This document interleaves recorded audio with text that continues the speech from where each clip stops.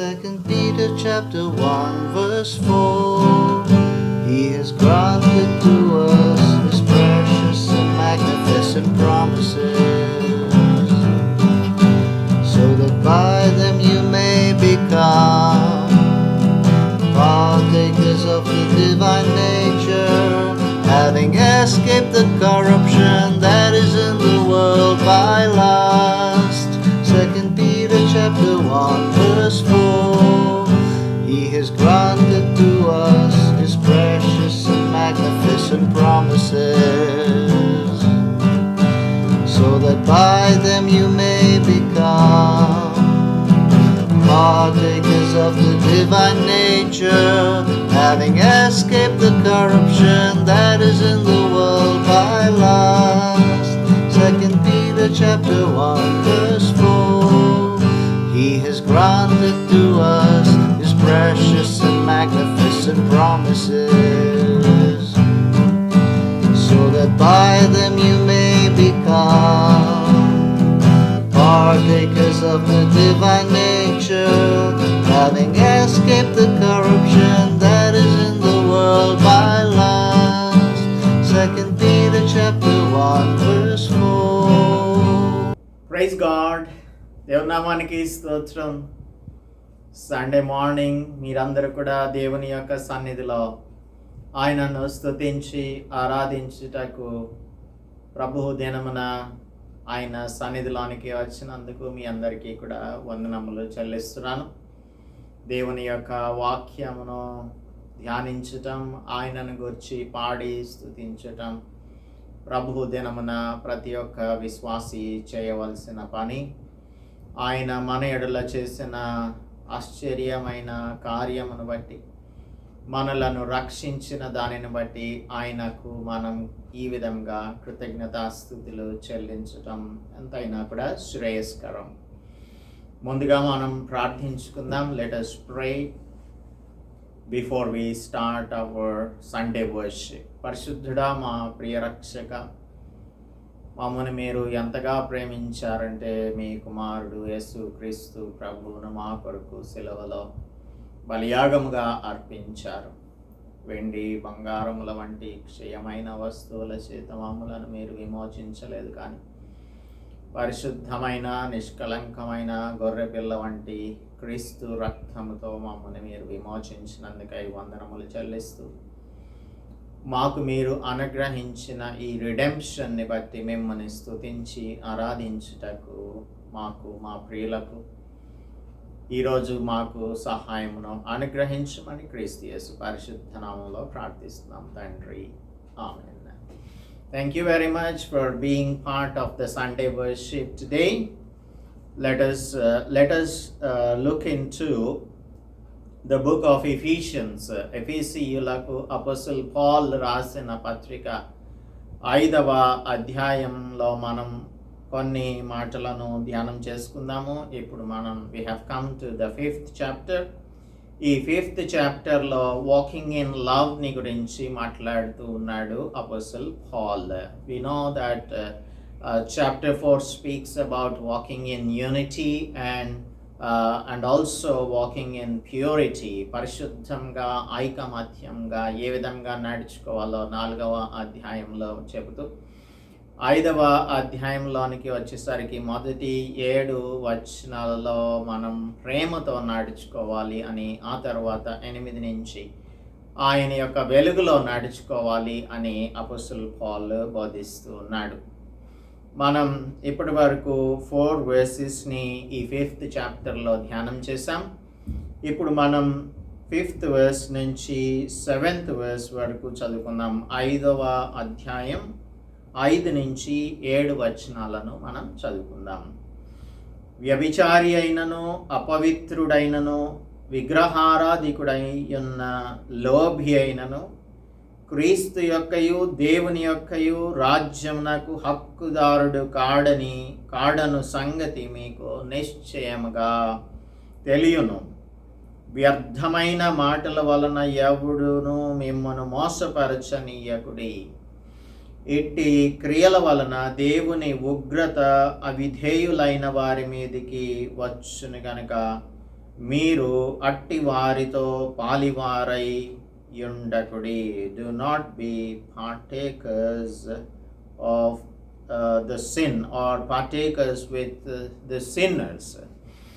So మనందరం కూడా దేవుని యొక్క స్వభావం కలిగిన వారంగా, దైవ స్వభావం లేదంటే దేవ స్వభావం కలిగిన వారంగా, ఇమిటేటర్స్ ఆఫ్ క్రైస్ట్. మొదటి వచనం చెప్తుంది, మీరు ప్రియులైన పిల్లల వలె దేవుని పోలి నడుచుకొనుడి. Be the imitators of God. అలాగనే పరిమళ వాసనగా జీవించండి అని చెప్తూ ఉన్నాడు. యెహోవాకు ఇంపైన సువాసన, the soothing aroma of to the Lord అనే దానిని గురించి మనం గతంలో ధ్యానం చేసి ఉన్నాం.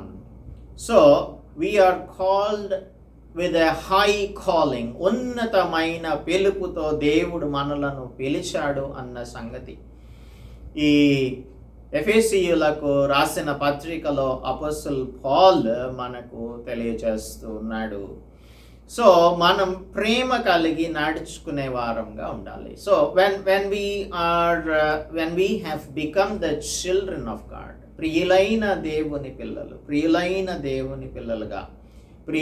పిల్లలుగా దేవుని పోలి నడుచుకోవడం అంటే క్రీస్తు మనలను ప్రేమించిన రీతిగా మనం ఇతరులను ప్రేమించి ఆ విధంగా నడుచుకోవాలి అని చెప్తూ ఉన్నాడు. సో ఇది అపోస్తలుడు పౌల్ రోమన్స్కి రాస్తూ 12వ అధ్యాయం 2వ వచనంలో మీరు మనస్సు మారి నూతన మగుట వలన అని అంటూ ఉన్నాడు. Let us see that verse. మనస్సు మారి నూతన మగటం, ఇది చాలా ప్రాముఖ్యమైన విషయం. మనం రక్షణ పొందటం గురించి మాట్లాడుకుంటూ ఉంటాం. రక్షణ అంటే ఏంటి, లేదంటే రీబర్త్, తిరిగి జన్మించటం అంటే ఏంటి అనేది మనం ఆ కాన్సెప్ట్ని చాలామంది యూస్ చేస్తూ ఉంటారు, కానీ దానికి అర్థం తెలియదు. సో మీరు మనస్సు మారి నూతన మగుట వలన రూపాంతరము పొందుడి. దిస్ ట్రాన్స్ఫర్మేషన్ అనే ఎక్స్పీరియన్స్, రూపాంతరపు అనుభవం, the experience of transformation, have you come across this? అసలు ఈ రూపాంతరం చెందటం, మనస్సు మారటం, రక్షణ పొందటం అంటే ఏంటో మనకు పూర్తిగా తెలియకపోతే మనం ఏమనుకుంటామంటే, మనం దేవుని తెలుసుకున్నాము, రక్షింపబడ్డాము కనుక we will be blessed by the Lord, దేవుని యొక్క ఆశీర్వాదాలన్నీ కూడా మన మీద కుమ్మరించేస్తాడు, మనమంతా దానిలో మునిగిపోతాము అని అనుకుంటూ ఉంటాం. కానీ we must understand what is new birth. When we are born again, we have been granted the divine nature. దేవుని స్వభావం, దేవుని యొక్క లక్షణమును దేవుడు మనకు అనుగ్రహించాడు. సో దీనిని మనం అర్థం చేసుకోవాలి. It is not like we live our own life, corruptible life, defiled life and say that we are living in a great manner unto the Lord, holy and righteous life అని మనం అనుకుంటూ ఉంటాం. అపోస్తలుడు Peter మనకు మొదటి పేతురు పత్రిక 1వ అధ్యాయం చదివినట్లయితే 3వ వచనంలో చెప్తూ ఉన్నాడు, ది ట్రాన్స్ఫర్మేషన్ని గురించి ఆర్ ద డివైన్ నేచర్ని గురించి, తిరిగి జన్మించటాన్ని గురించి, లేకపోతే రక్షణను గురించి. మన ప్రభువగు యేసుక్రీస్తు నుండి, యేసుక్రీస్తు తండ్రి అయిన దేవుడు స్తుతించబడును గాక, మృతులలో నుండి యేసుక్రీస్తు తిరిగి లేచుట వలన నిరీక్షణ, జీవముతో కూడిన నిరీక్షణ మనకు కలుగునట్లు, లివింగ్ హోప్ మనకు అనుగ్రహించినట్లు, అనగా అక్షయమైనదియు, incorruptible, there will not be any corruption, incorruptible, అక్షయమైనదియు, నిర్మలమైనదియు అనగా అన్డిఫైల్డ్, నిర్మలమైనదియు, వాడబారనిదియునైన స్వాస్థ్యం, the inheritance that does not fade away, వాడబారనిదైన స్వాస్థ్యం మనకు కలుగునట్లు, ఆయన తన విశేష కనికరం చొప్పున మనలను మరలా జన్మింపచేసెను. Let us see this verse very clearly. Are you really born again? నీవు నిజంగా తిరిగి జన్మించావా? నీవు రీబర్త్ ఎక్స్పీరియన్స్ని నీవు కలిగి ఉన్నావా? అయితే we are granted the nature that is incorruptible nature. అక్షయమైనది, నిర్మలమైనది, వాడబారనిదియునైన స్వాస్థ్యాన్ని, ఇన్హెరిటెన్స్ని మనం రక్షింపబడుట ద్వారా దేవుడు మనకు విశేష కనికరం చొప్పున అనుగ్రహించాడు. This is not because we have done something worthy in the eyes of the Lord. దేవుని దృష్టికి లేదంటే మనుషుల దృష్టికి మనం ఏదో గొప్ప కార్యమును చేయటాన్ని బట్టి దేవుడు దీనిని మనకు అనుగ్రహించలేదు. కానీ ఆయన తన విశేష కనికరం చొప్పున abundant mercy he has shown unto us. కడవరి కాలమందు బయలుపరచబడుటకు సిద్ధంగానున్న రక్షణ మనకు కలుగునట్లు విశ్వాసం ద్వారా దేవుని శక్తి చేత కాపాడబడు మీ కొరకు స్వాస్థ్యం పరలోకమందు భద్రపరచబడి ఉన్నది అని అంటున్నాడు. So do you know that you have inherited these many qualities from the Lord? ఇవి ఈ లక్షణాలను, ఈ దేవ స్వభావాన్ని దేవుడు నీకు అనుగ్రహించాడు అన్న సంగతిని నీవు గుర్తించగలుగుతున్నావా? So when you are able to identify this, you will lead an incorruptible life, undefiled life, and you will be the partaker of the inheritance of God. దేవుని యొక్క స్వాస్థ్యమును పొందుకున్న దానిలో లేదంటే పొందుకున్న దానిగా నీవు మార్చబడ్డావు, ట్రాన్స్ఫార్మ్ చేయబడుతున్నావు అన్న సంగతిని అర్థం చేసుకోవాలి. ఇదే పేతురు 2వ అధ్యాయంలో చెప్తూ ఉన్నాడు. 1 పేతురు పత్రిక 2వ అధ్యాయంలో 9వ వచనం నుంచి 11వ వచనం వరకు చదివితే, మనం చీకటిలో ఉన్నాము, అయితే మీరు చీకటిలో నుండి ఆశ్చర్యమైన తన వెలుగులోనికి మిమ్మను పిలిచిన వాని గుణాతిశయములను ప్రచురం చేయు నిమిత్తం. మీకు ఒక గొప్ప ప్రివిలేజ్ని, మనకు ఒక గొప్ప ప్రివిలేజ్ని దేవుడు అనుగ్రహించాడు. ఒక గొప్ప పర్సనాలిటీగా తీర్చిదిద్దటానికి ఆయన మనకు అనుగ్రహించిన ఆ యొక్క ప్రివిలేజ్ ఏంటి అంటే, ఆయన గుణాతిశయములను ప్రచురము చేయు నిమిత్తం ఏర్పరచబడిన వంశమును, రాజులైన యాజక సమూహమును, పరిశుద్ధ జనమును, దేవుని సొత్తైన ప్రజలునై ఉన్నారు. You have become the children of God or the inheritance of God. ఆయనకు వారసులముగా మనం అయి ఉన్నాము. ఒకప్పుడైతే మనం ఆయనకు ప్రజగా ఉండలేదు, కానీ ఇప్పుడు ఆయన యొక్క ప్రజ అయితిరి. ఒకప్పుడు కనికరింపబడక ఇప్పుడు కనికరింపబడిన వారైతిరి. దేవుడు తన యొక్క విశేష కనికరం చొప్పున మనలను మరలా జన్మింపచేశాడు. ప్రియులారా, మీరు పరదేశులను, యాత్రికులనై ఉన్నారు గనక ఆత్మకు విరోధంగా పోరాడు శరీరాశలను విసర్జించి, ఆత్మకు ఇవి ఎలా ఉంటాయంటే విరోధంగా పోరాడుతూ ఉంటాయి శరీరాశలు. వీటిని మనం ఏం చేయాలి? విసర్జించాలి అని చెప్తున్నాడు. విసర్జించి అన్యజనులు మిమ్మల్ని ఏ విషయంలో దుర్మార్గులని దూషించరో ఆ విషయంలో మీరు సత్క్రియలు చూపి వారి మధ్యను మంచి ప్రవర్తన గలవారై ఉండవలెనని మిమ్మను బ్రతిమాలుకొనుచున్నాను. సో ఈ విధంగా మనల్ని అపోస్తలుడు పీటర్ బ్రతిమాలుకుంటున్నాడు. ఏంటి అంటే, ఆత్మకు విరోధంగా పోరాడు శరీర క్రియలను విసర్జించాలి, శరీరాశలను విసర్జించాలి, దేవుని మహిమపరచునట్లుగా మనం ప్రవర్తన ఉండాలి అని అంటూ ఉన్నాడు.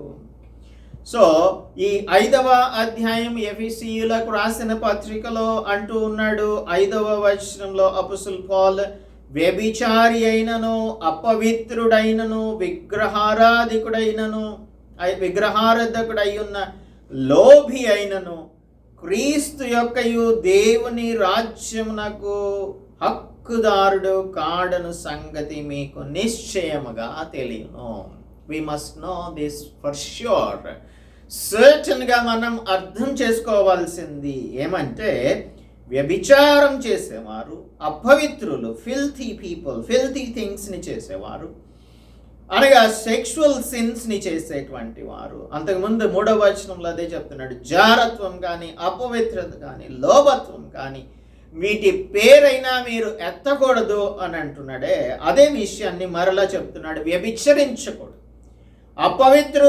అపవిత్రులుగా ఉండకూడదు, విగ్రహారాధికుడై ఉన్న లోభి అయినను క్రీస్తు యొక్కయు దేవుని యొక్కయు రాజ్యమునకు హక్కుదారుడు కాడను సంగతి మీకు నిశ్చయముగా తెలియను.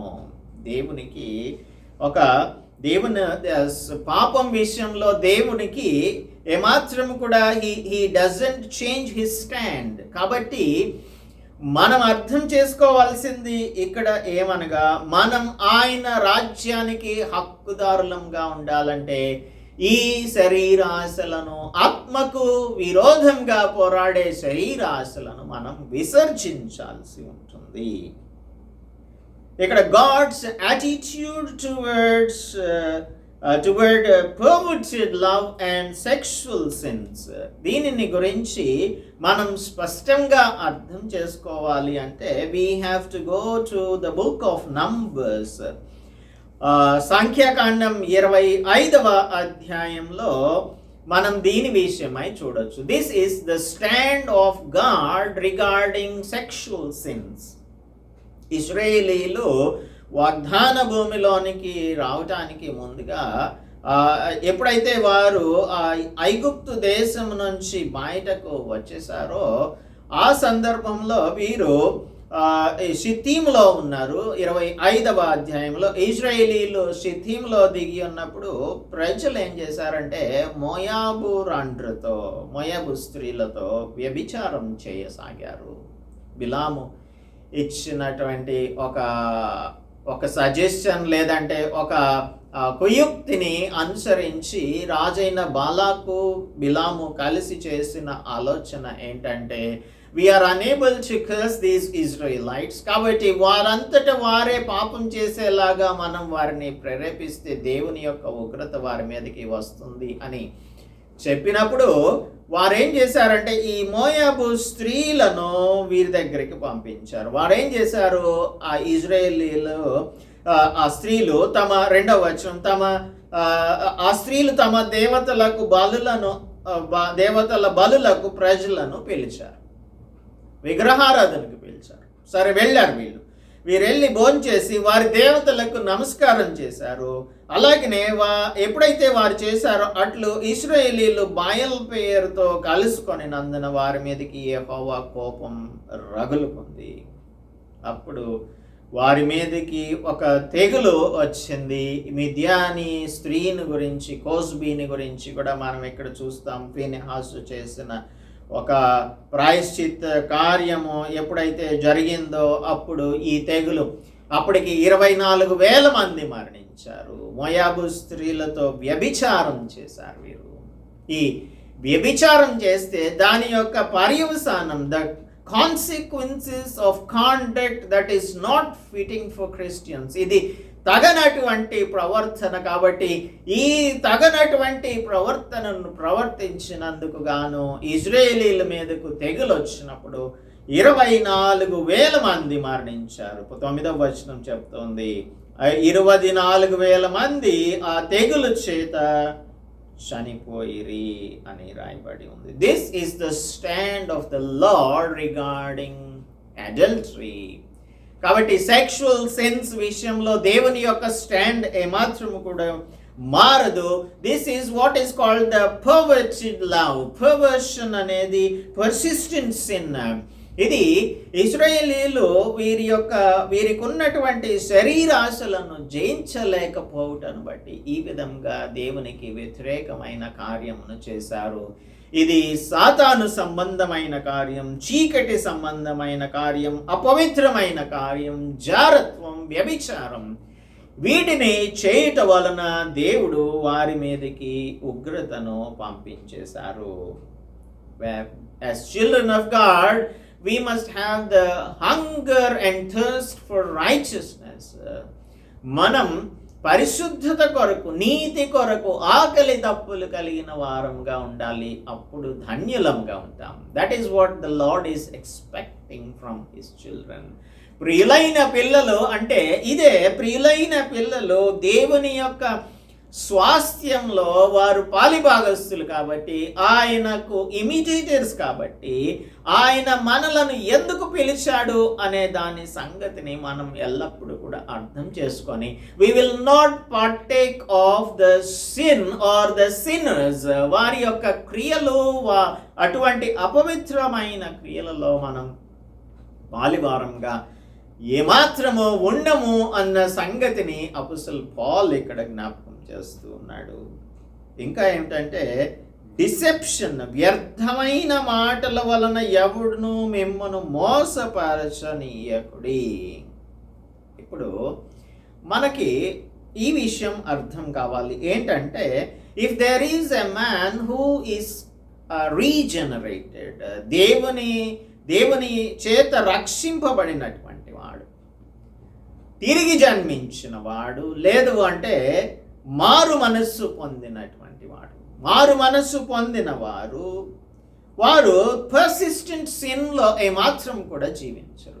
మరల అదే పాపాన్ని చేస్తూ ఉన్నాము అంటే అవమానకరంగా మనం ప్రవర్తిస్తున్నామన్న సంగతిని గమనించాలి. When you are the partakers of the or the imitators of God, partakers of the glory of God or the imitators of God, we will not be persistently living in sin.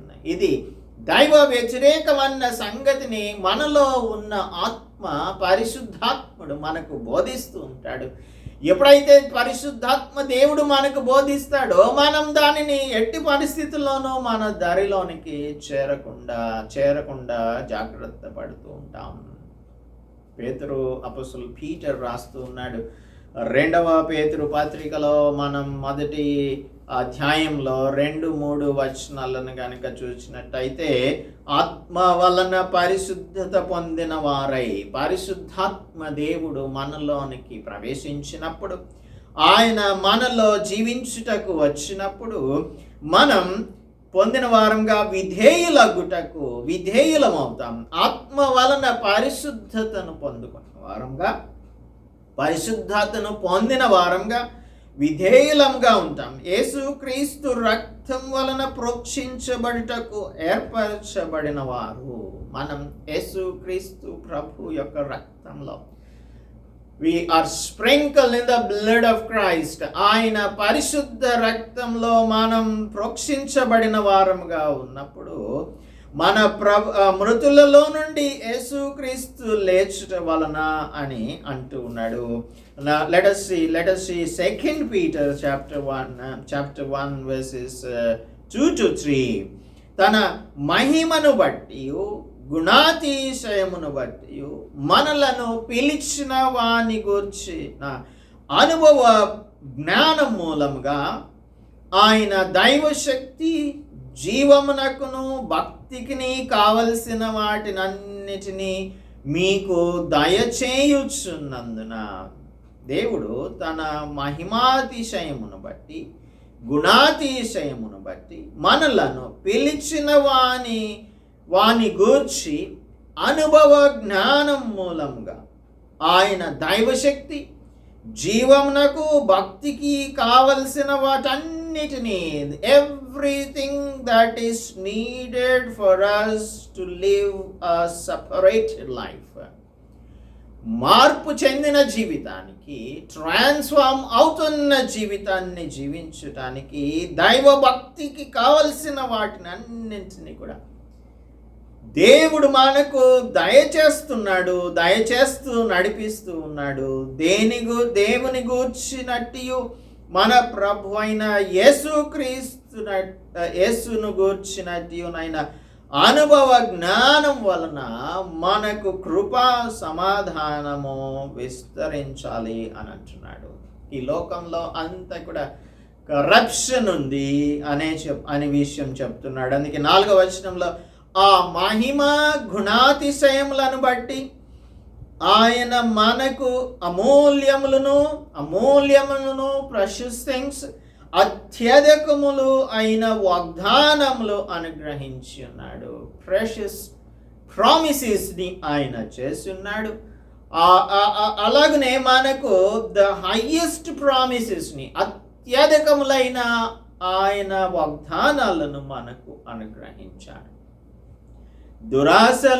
దురాశను అనుసరించుట వలన లోకమందున్న భ్రష్టత్వమును ఈ వాగ్దానముల మూలముగా మీరు తప్పించుకొని, so ఏమంటున్నాడు, దురాశ అనుసరించుట వలన, లోభత్వం దురాశను అనుసరించుట వలన లోకంలో ఏముంది? భ్రష్టత్వం ఉంది, కరప్షన్ ఉంది. There is corruption in this world. ఆ కరప్షన్ని మీరు ఈ వాగ్దానాల మూలంగా, ఏవి? The highest promises and the precious promises, అవి అమూల్యములను అత్యధికములను అయిన వాగ్దానములను దేవుడు మనకు అనుగ్రహించుట వలన లోకంలో ఉన్న భ్రష్టత్వాన్ని మనం తప్పించుకొని దేవ స్వభావమునందు పాలివారమగునట్లు వాటిని అనుగ్రహించను. So why did he call you with a high calling? ఆయన మనలను ఎందుకు పిలిచాడు? ఆయన గుణాతిశయములను మనం ప్రచురం చేయటానికి, ఆయన మహిమను మనం ప్రచురం చేయటానికి, ఆయన మనకు దైవ శక్తిని, జీవమునకును భక్తికిని కావలసిన వాటన్నిటినీ అనుగ్రహిస్తూ ఉన్నాడు. అటువంటి లక్షణాలు, అటువంటి ప్రామిసెస్, అటువంటి వాగ్దానాలు పొందుకున్న మనం అనవసరమైన వాటి పేరును కూడా మనం ఎత్తకూడదు అని అంటున్నాడు. అనవసరమైన మాటలలో తప్పకుండా దోషం ఉంటుంది. So let us not unnecessarily speak things. అన్నెసెసరీగా, అవసరాన్ని బట్టే మనం మాట్లాడాలి. మనం అనవసరమైన డిస్కషన్స్లోనికి మనం వెళ్ళకూడదు. Especially when we are with sinners. మనం పాపుల మార్గమున నడవక అపహాసకులు కూర్చుండు చోటును కూర్చుండక యెహోవా ధర్మశాస్త్రమునందు ఆనందించాలి అని మొదటి కీర్తనలో డేవిడ్ మనకు తెలియజేస్తూ ఉన్నాడు. సో మనం ఇంకా ఇక్కడ చెప్పబడినటువంటి మాటలు, మీరు బూతులు కానీ, పోకిరి మాటలు కానీ, సరసోక్తులు కానీ ఉచ్చరించకూడదు, వ్యభిచరించకూడదు, అపవిత్రులుగా ఉండకూడదు, విగ్రహారాధకులుగా ఉండకూడదు, వ్యర్థమైన మాటల వలన మిమ్మును ఎవ్వడునో మోసపరచనీయకుడి. వ్యర్థమైన మాట చాలాసార్లు మనకు వినిపించేటువంటి మాటలు ఏంటంటే, if you continue in sin, మనం పాపం చేసామా, యేసుక్రీస్తు మనకు ఉత్తరవాదిగా ఉన్నాడు కాబట్టి, ఆయన మన పాపంలకు శాంతికరమై ఉన్నాడు కాబట్టి ఆయన దగ్గరకు రండి, మనం ఎన్నిసార్లు పాపం చేసినా ఆయన క్షమించేస్తాడు అని అంటే, that is not the divine nature. That is not the nature the Lord has given us. The Lord has given us a standard, standard kind of behavior or attitude. అది దేవుని యొక్క స్వభావం. అటువంటి దేవుని స్వభావం కలిగిన వారం పాపం జోలికి ఏమాత్రము కూడా వెళ్ళేటువంటి వారంగా ఉండం. మోసకరమైనటువంటి మాటలు చెప్పేటువంటి వారు ఉంటూ ఉంటారు. పాపం చేయి, ప్రాబ్లం లేదు, మళ్ళీ రా కడుక్కో, మళ్ళీ వెళ్ళి పాపం చేయి, మళ్ళీ రా కడుక్కో. ఇది దేవుని యొక్క రక్తమును, మనం ప్రశస్తమైన క్రీస్తు రక్తమును కాళ్ళ క్రింద తొక్కేటువంటి వారంగా ఉంటామన్న సంగతి హెబ్రీయులకు రాస్తున్నప్పుడు అపోస్తలుడు పౌలు చెప్తున్నాడు. ఈ పనిని మనం ఎట్టి పరిస్థితుల్లోనూ కూడా చేయకూడదు. You can not persistently live in sin and think that you will be taken in to heaven. Or if you are persistently living in sin and expecting the blessings of the Lord, నేను దేవుని ఆశీర్వాదములను పొందుకుంటాను, దేవుడు నన్ను ఆశీర్వదించేశాడు అని మనం ఒకవేళ అనుకుంటూ ఉంటే ఇది మోసం అన్న సంగతి ఉదయకాలమందు దైవవాక్యం మనలను హెచ్చరిస్తూ ఉంది. కాబట్టి అట్టి వాటిలో మీరు అట్టి వాటితో పాలివారై ఉండకుడి. Do not fellowship with sinners. కనుక పాపులున్న చోట మనం ఉండకూడదు. పాపులు మాట్లాడేటువంటి మాటలలో మనం పాలిభాగస్థులంగా ఉండకూడదు. పాపులు పాపం చేస్తూ ఉంటే దానిలో మనం పాలిభాగస్థులం అవ్వకూడదు. అసలు దానిని మన దారికే చేరనివ్వకుండా మనలను భద్రపరుచుకునేటువంటి వారంగా ఉండాలి. అందుకనే in order to escape from the corruption of this world, లోకమందున్న భ్రష్టత్వాన్ని మనం విడిచిపెట్టినట్లుగా, లోకమందున్న భ్రష్టత్వాన్ని మనం ఈ వాగ్దానాల మూలంగా తప్పించుకునే వారంగా ఉండాలి. దేవ స్వభావమునందు పాలివారమగునట్లు వాటిని దేవుడు మనకు అనుగ్రహించాడన్న సంగతిని జ్ఞాపకం ఉంచుకోవాలి. సో ఇక్కడ మనకు అపోస్తలుడు పౌలు చెప్తూ ఉన్నది ఏంటంటే, దేవుడు మనలను దాసత్వము కలిగినటువంటి దానిలోనికి పిలవలేదు. He has called us in order to live a life of an heir of his promises. ఆయన చేసిన వాగ్దానములను స్వతంత్రించుకునే ఒక వారసురాలిగా నిన్ను చేయటానికే దేవుడు పిలిచాడు. అందుకే ఉన్నతమైన పిలుపుతో పిలిచాడు. గలతీయులకు రాసిన పత్రిక 4వ అధ్యాయము 4వ వచనంలో, అయితే కాలం పరిపూర్ణమైనప్పుడు దేవుడు తన కుమారుని పంపెను అని అంటుంది. ఆయన స్త్రీ అందు పుట్టి మనము దత్తపుత్రులము కావాలనని. దత్తపుత్రులము అంటే స్వీకృత పుత్రులము అని క్రింది ఫుట్ నోట్లో మనం చదవచ్చు. స్వీకృత పుత్రులనుగా చేయటానికి ధర్మశాస్త్రమునకు లోబడి ఉన్న వారిని విమోచించుటకు ఆయన ధర్మశాస్త్రమునకు లోబడిన వారయ్యాడు. 7వ వచనం, కాబట్టి నీవిక దాసుడవు కావు, కుమారుడవే.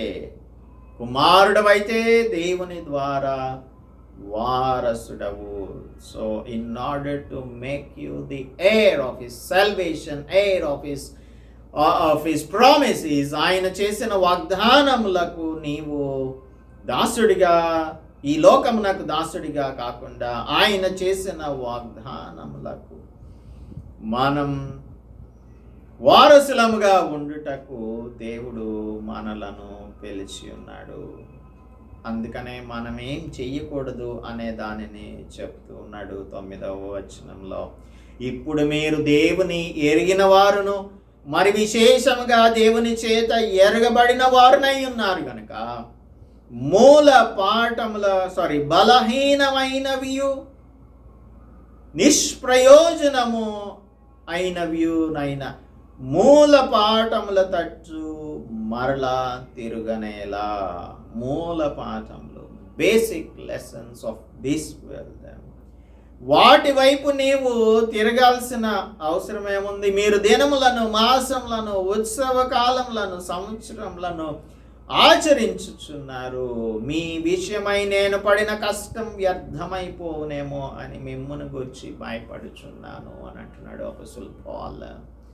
సో దేవుని చేత, దేవుని యొక్క మార్గంలోనికి ఆయన రక్తము చేత విమోచించబడి పిలువబడిన మనం మరలా ఈ లోక సంబంధమైన మూల పాఠాలను, వాటి తట్టు అవి బలహీనమైనవి, నిష్ప్రయోజనమైనవి, అవి పనికిరానివి, పనికి మాలినవి అని మనం దానిని విడిచిపెట్టి వచ్చి మరలా వాటి జోలికే మనం వెళ్తూ ఉంటే అది నూతన స్వభావం ఏమాత్రం కూడా కాదు.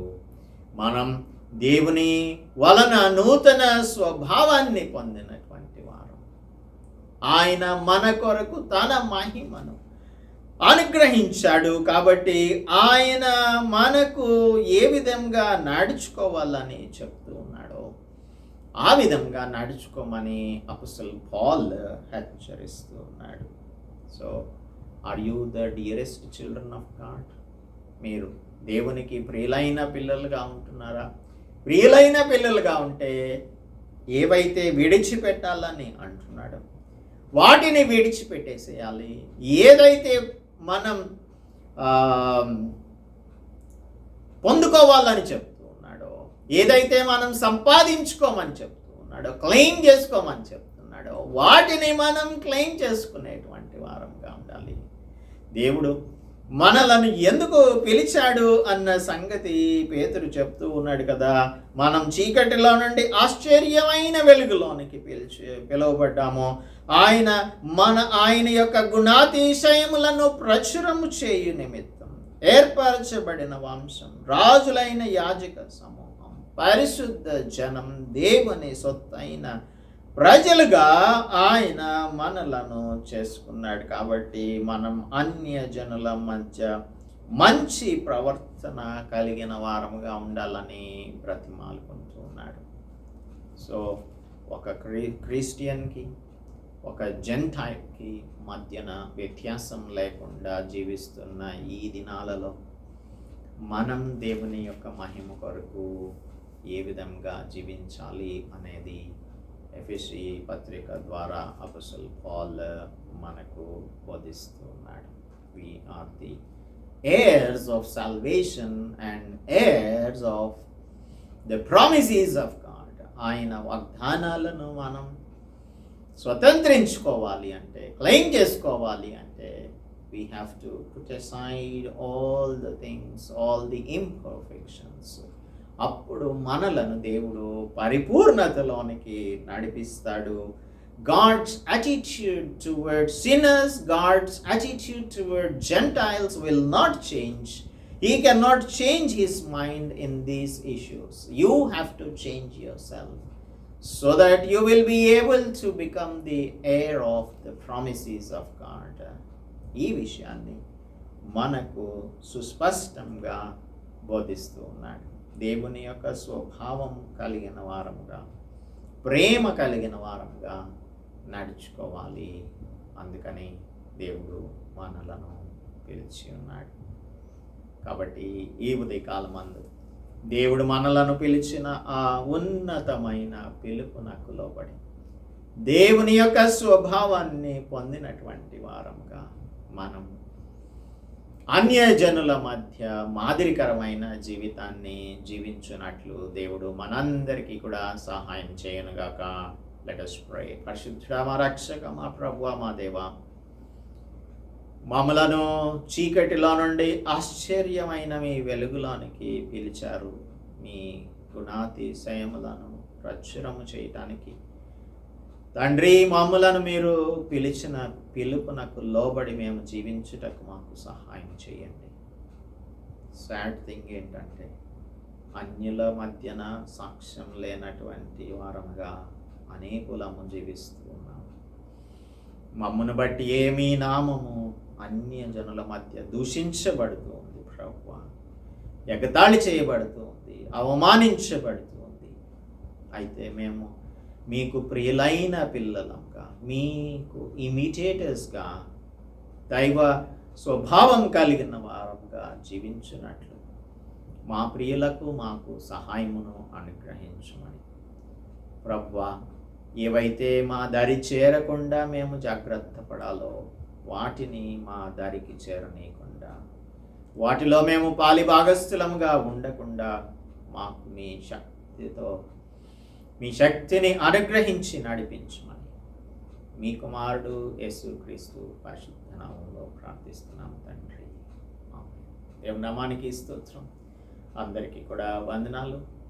దేవ స్వభావం కలిగిన వారంగా మనం జీవించినట్టయితే ఆయన నామమునకు మహిమ తెచ్చే వారంగా ఉంటాం. ఆ విధంగా ఉండుటకు మనందరికీ కూడా ఆయన సహాయం చేయనుగాక.